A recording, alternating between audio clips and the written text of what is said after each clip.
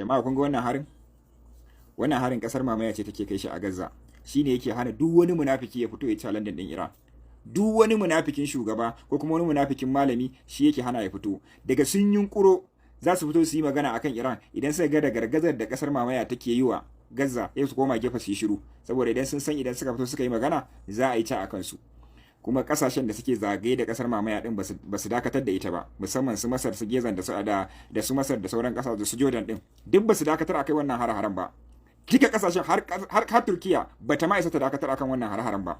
Kuma kullun sai an kai su uku, kullun akwai na safe, akwai na rana, akwai na yamma, akwai na dare, akwai na tsakiyar dare, akwai na asuba, kullun safe so uku, dare so uku. Wannan harin ɗazu ta kai shi sama da mutum 20 a wannan harin.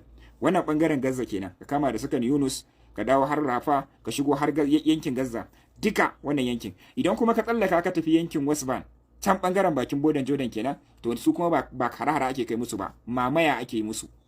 Mamaya, mutum a cikin gidan shi za a zuwa ba notice ba komai, za a ce ka fita ka bar gidanka. Kana ji kana gani za ka ga ana rusa gidajen. Yanzu gashi nan wannan rushe gidan ake yi. Yanzu abin da yake cewa shekaransa 20, yace su a cikin gidan nan su wajen 20 da wani abu ne da shi da yan uwansa da yayinsa da iyalansa, ba san inda za su koma ba. Kasar mamaya ta ce su tashi ba a bukatan gurin. Su ba a kashe su, amma kuma ana tayar da su, ana musu mamaya. Idan kuma suka yi taurin kai, za a kama su a daure su a je a rufe su. Wannan yankin West Bank kenan, su ne wanda suka dauki amana da yadda da komai suka ba kasar mamaya. Su ne suka yadda, su ne suke munafurtan yan Gaza. To idan an kashe yan Gaza, ku kuma ba za a bar ku zauna lafiya ba, an dinga zuwa ana muku mamaya kenan. Yanzu abin da kasar mamaya take yi kenan a Gaza, a daidai lokacin da kuma suka sa kasar American da munafukan kasashen Larabawan kuma suke kokarin yakar Iran, yakar jamhuriyar musulunci, kuma suke kan kokarin yakar dakarun musulunci na Lebanon kenan. A nan kuma ita kuma tana nan tana aikin ta yanda take so, hankalinta a kwance. To irin wannan har-haren wani lokaci ba ma jin daɗi, amma wani lokaci shi yake hana kuma munafukai malamai masu goya wa Yahudawa baya, ga su goya musu baya, shi yake hana su kasa fitowa su yi magana, sai su rasa abin da za su yi shiru, saboda babu wani abin da suka tsinanta. Yanzu abin da yake faruwa kenan a Gaza, a daidai lokacin da su kuma sun ɗauke hankali. Amerikan tana yi, ƙasashen Larabawa suna yi, nan ba a bar Labanan ba, su ma ba a bar su ba, su kuma nan suna mamaya. Yankin West Bank suke mamaye, suke koran jama'an gari idan kai rashin kunya kuma a kama ka. Yankin Gaza kuma ake kai musu muggayen hare-hare. Amma fa ina tabbatar muku da cewa fa wannan abun ba zai tafi a banza ba. Jamhuriyar Musulunci za ta juyo, kuma idan ta juyo ba za ta taɓa yi da daɗi ba. Shi yasa ma ƙasar mamaya tana nan tana ta shirye-shirye, tana ta girke makamai na kariya, tana ta tona ramin ƙasa bila adadin, amma kuma na banza ne, saboda tana ta san da cewa irin wannan zaluncin da take yi ba irin wannan zalunci take yi, ta san da cewa jamhuriyar musulunci da sauran mukawamai ba za su bari ba. A dai lokacin fa ga Siriya tana kallo, kullun dakarun Siriya cewa suke yi za su taimaka a Gaza, kullun Turkiya cewa take za ta taimaka a Gaza, amma shiru suna ji ana irin wannan abin. Sai mutum ya zo ya dinga cewa ai musulmai ne, ai kaza ne. Idan kun ce Iran din ma yan Shi'a ne, ko kuma ma kun barranta su kun ce ba addinin ku ɗaya ba, to su kuma wa'annan fa da kun zalunce su kun yi sulhu, an zalunce su an yarjejeniya, an yi duk wata katanga da ku aka katange su ta inda za su dinga samun kariya da dan motsi su kare kansu ma, ku ne da ku aka sa hannu, asali ma ku ne kuka hana duk wani ci gaba nasu na yankin Falastin. Saboda kun zo ku ne munafikan kasashe, kun zo kun mamaye kasar kuma da take kokarin mamayewan ita ma kokarin kai. Na rantse da girman Allah ba za a ci jamhuriyar musulunci da yaki ba. Na rantse muku da girman Allah ba zan yi kafara ba, wallahi jamhuriyar musulunci sai ta yi nasara. Idan ka tsaya ka dubi abin da aka yi wa Falastinawa kadai, kaga kuma abin da aka yi wa dakarun mai nasara kadai, ka tsaya ka dubi wa'annan kasashen gabaki daya, ga yan uwansu, danginsu, yaransu, kabilansu, jinsinsu, amma suna ji sun je sun ɗauki wasu wanda ba ma addinin su ɗaya ba, ba ma yaran su ɗaya ba, sun zo sun sa su a jikin su, kuma suna sa su aiki, suna taimaka musu. Wa'annan ne za ka yi tunanin cewa wai za a ci nasara a kansu? Allah ya samu dace. Amma mu ta wani lokaci ba ma jin daɗi, jama'a ku sa su a addu'a mutanen Gaza, amma irin hakan shi yake nuna mana asalin musulmai na gari da kuma munafukan musulmai masu goyon Yahudawa. Sun ja baki, sun yi shiru. Da ana fara yakin nan kowane malami zai fara maka magana akan gaba ta tsakiya, amma yanzu sai dai mu yan takife, yan kunar bakin wake, sai mu kadai suna ji, suna so su yi maganar, amma suna tunanin mu, saboda komai muna baje wa mutane a faranti, kuma kowa yana ganewa. Wanda kake zaune zaka mai tsari din shi zai ce ma malam ƙarya ne wallahi. Kullum muna kallon shirye-shiryen su Alisuwaga. Allah ya kiyaye, Allah. Wato jama'a kun ga wannan har-haran a yanzu haka jamhuriyar musulunci yake fuskantar wannan har-haran daga kasar Amerika da kuma kawayenta gabaki daya. wannan mizal ne sama da 100 200 300 a lokaci da yake harbo su, amma rada ta jamhuriyar musulunci take bi take kare shi. Kuna kallo yanda take bin shi ɗaya bayan ɗaya take barar da shi. A yanzu magana nake muku, kuma kun san ina ta mai da hankalin ta yau, babban birnin Tehran. A yanzu haka babban birnin Tehran suna nan sun yi rubdugu ta ko ta ina. Jirgi dai ba zai bi sararin samaniya ba sai an warto shi, kowane irin jirgi ne, amma ga mizal nan ta ko ta ina harbo shi suke ta yi. Amma kun san wani abu, ba wai hare-haren ne yake ban mamaki ba, ko kuma martanin da jamhuriyar musulunci za ta kai yake ban mamaki ba, dan mun san daman cewa kowa ya ci tuwo da su wai miya ya sha, in dai kuka kai sai ta kai, ba wannan ne ba ma tunanin. Jama'a kun ga wannan bidiyon, wannan fa a yanzu haka biki ake shiryawa, bikin baje makamai, sabbin makamai wanda ake nuna wa 'yan ƙasa a ina, kuma a babban birnin Tehran din. Wannan sabbin mizal ne aka ɗauko su a motoci ake nuna wa 'yan ƙasa, kuma suke ganin ingancin su. A rubuce ga makamin, ga sunan shi, kuma ga ingancin shi, kuma ga iya abin da zai yi, kuma kowane ɗan ƙasa na zuwa yana sa albarka. Wannan a cikin Tehran ne fa, a daidai lokacin da fuskantar hare-hare suke yi da ƙasar Amerikan da ƙawayenta gabaki ɗaya, fuskantar mugayen hare-hare suke yi fa, amma 'yan ƙasar hankalinsu a kwanci suna tsaya suna yawo suna duba makaman, ana sa albarka ko a kansu ko a jikinsu. Na rantsi da Allah, idan suka biyo jamhuriyar musulunci hawan jini ne zai kama su, makiya dai sai dai hawan jini ya kama su. Yau da su ne ake kai musu hare-hare irin yadda suke shigowa da suke kaiwa jamhuriyar musulunci hari, na rantsi da Allah da yanzu kowa yana neman mafita, ko a ina ne kuwa, ko a ina ne kai, ko kasar mamaya ce irin wannan mugayen hare-haren da suke kawo mata, wallahi yanzu haka suna cikin rami, kuma hare-hare yana fadawa, amma 'yan kasar su ba ma ta hare-haren suke ba su ma damu da shi ba. Kawai an fito da makamai ana nuna musu makaman da suka kera da kansu, kuma ana nuna musu aikinsa kafin a fara aiki da shi, sannan ana kiran kowa ya sa albarka. To ubangiji Allah ya ɗaukaka musulunci ya gaskantar da kafirci. Wato jama'a, kun san wani abun mamaki da kuma ƙarin bakin ciki ga makiya da kuma ƙarin farin ciki ga masoya irin mu kenan. A yanzu haka kasar Kuwait ta kitime wadda ta yi ba fa hare-haren jamhuriyar musulunci bane, ko kuma hare-haren kasar Amerika zuwa kasar Iran. A'a, wannan al'ummar kasar Kuwait ne suka fito, dubun dubatan al'umma suke zanga-zanga, suka je ambasada ta kasar Amerika, suna jifa, suna kira ga gwamnatin ta cire musu sojojin kasar Amerika. Suna bi layi suna cewa ba su yadda a zuwa ajiye musu masifa, a kawo musu masifa a cikin kasarsu ba su yadda da kasar Amerika ba. Kai in daɗawa ma, ba ma wai iya sojojin ƙasar Amerikan ko kuma iya base na ƙasar Amerikan wanda yake cikin Kuwait ne suke ikirarin cewa ya fita ba. Duk wani sansani na ƙasashen waje, musamman a yankin Europe kenan, irin su Germany, su Ingila, sauran ƙasashen da suke, kun san kowace ƙasa a yankin Europe to tana da base ɗinta a yankin Middle East nan. To yanzu 'yan ƙasar sun zo suna cewa ba za a kawo musu masifa ba, su ma za su iya kare ƙasarsu, ba su yadda da wasu sojojin American su zo su dinga kawo musu masifa, su hana su bacci, su hana su wuta, su hana su kwanciyar hankali ba su yadda ba. Suna kira ga gwamnatin ta kore su gabaki ɗaya, ta tashe su. Yanzu na rantsa da girman Allah, da zamanin da ne, kafin a waye, kafin mutane su san me duniya take tafiya, wallahi 'yan ƙasar nan ba za su zargi gwamnatin su ba. Kun san wa za su zarga?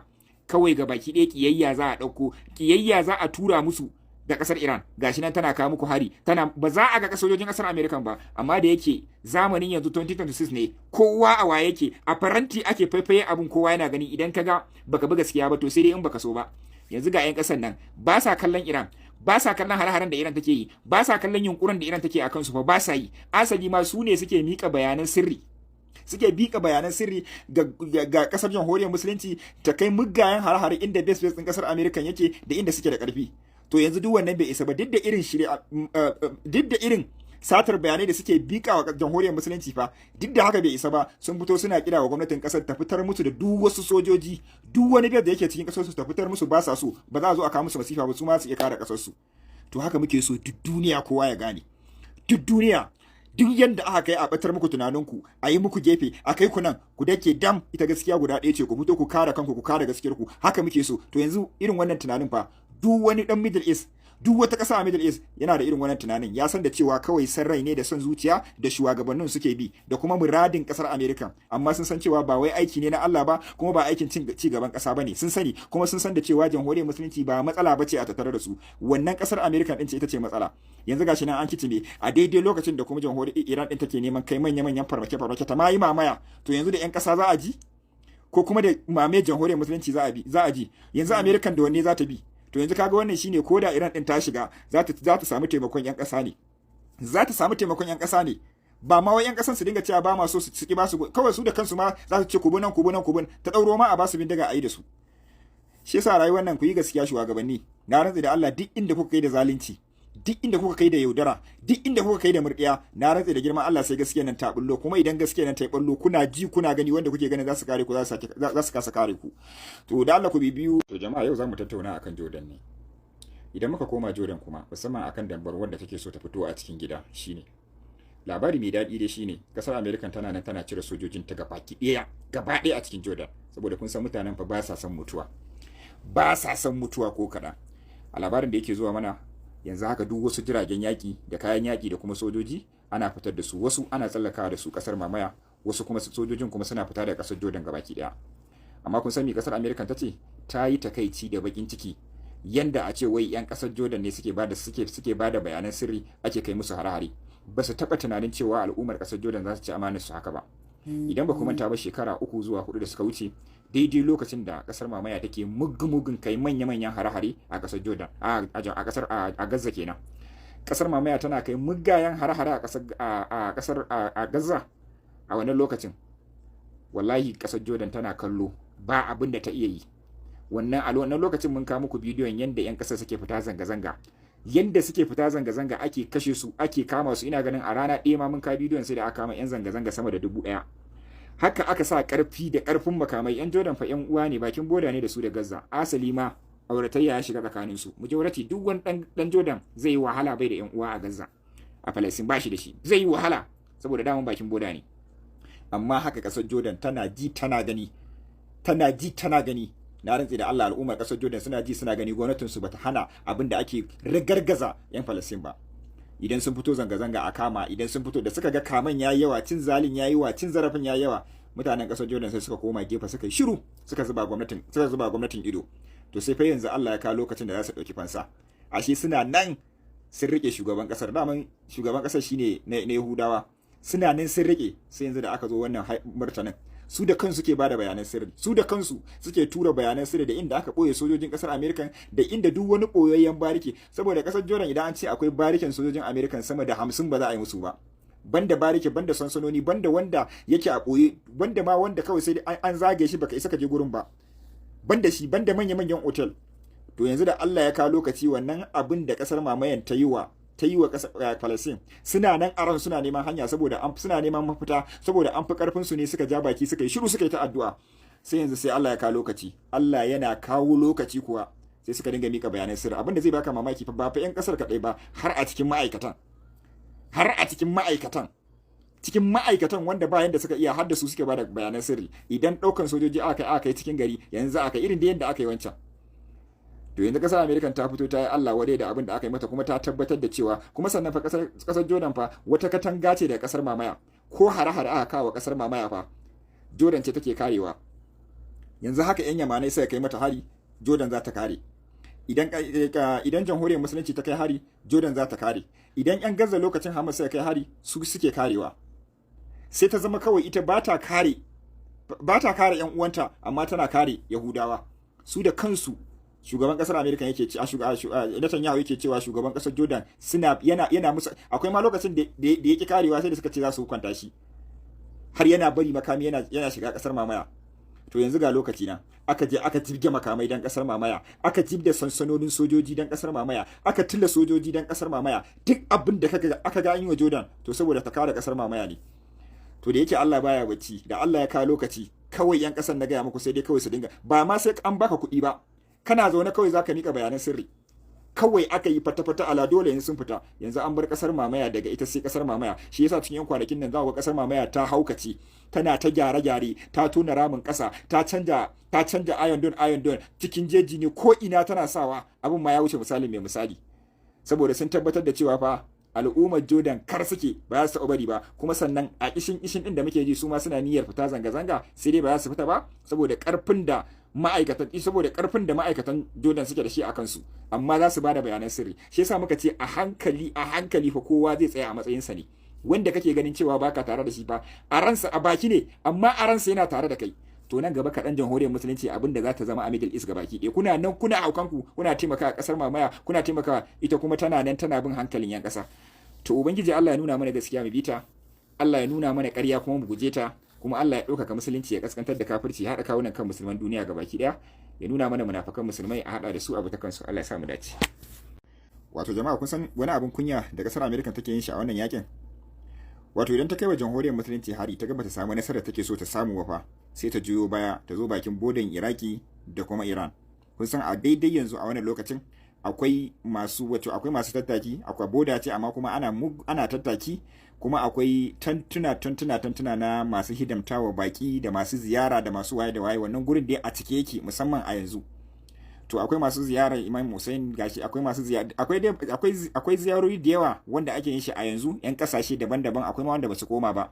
To a cikin yan kwanakin nan fa tana kai muggayen hare-hare a wannan gurin, kuma alhasabin wannan gurin a bakin boda yake, ya ma fiyewa ya Iraki, don wa'annan sojin da kuke gani duk ma'aikata ne na Iraki. Duk da dai bai shiga Iran sosai ba, an shigo Iraki ne. To a yanzu a cikin yan kwanakin nan ta kai hare-hare wannan gurin, daga ta buga can ta ga babu kofa ba mazauni, kawai sai ta juyo nan.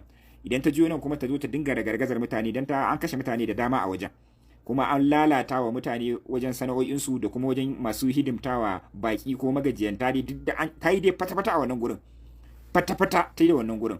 Wannan yana ɗaya daga cikin abin kunyan da ta yi. Duk da dai na ga shugaban ƙasar Iraki din yau ya kai ziyara cikin Iran, ya haɗu da shugaban ƙasar Iran kenan, sun tattauna akan wannan matsalar da take faruwa, kuma mun tabbatar da cewa ba za a bari ba, za a yi wani abu. Ba za su bari ba, kuma ba za su zuba ido su kalla a dinga kashe waɗanda ba su ji ba su gani ba, asali ma baki wanda suka zo ziyara ba 'yan ƙasa ba. Kuma abin ya fi faruwa a Iraki, idan suka buga can suka ga babu sauki, sai sun taɓa dai inda mutane musulmai za su ji haushi. A zahirin gaskiya ina ruwan ƙasa da wannan wajen, duk da dai su daman a yanzu neman yadda za su cutar da jamhuriyar musulunci suke ta ko ta ina, babu hanya ne, kamar yadda ita kuma idan ta yi niyya take cutar da su a lokacin da suke so, kuma a lokacin da suke yunkurin cutar da ita idan ta yunkura kuma sai ta cutar da su bila adadin, sun rasa yadda za su yi. Shi yasa ma wani lokaci idan suka ga nan din bai da ku ba, sai su sa kasar mamaya ta kai hari Gaza. Su dai koya ne sai sun taba mu, kuma wannan tabawan shi yake sa kullun suke ƙara bakin jini, shi yake sa duniya take ƙara kin su, shi yake sa ake ƙara tsanar su kuma a tunanin su hakan ne zai sa a tsorace su, a ji tsoron tinkaran su. Ba san kuma yanzu wannan lokacin ya riga ya wuce ba, yanzu lokacin tinkaran azzalimi ne ko a ina yake. Saboda haka a ci gaba da tsinewa kasar American, ubangiji Allah ya dauka musulunci ya kai su ƙasa.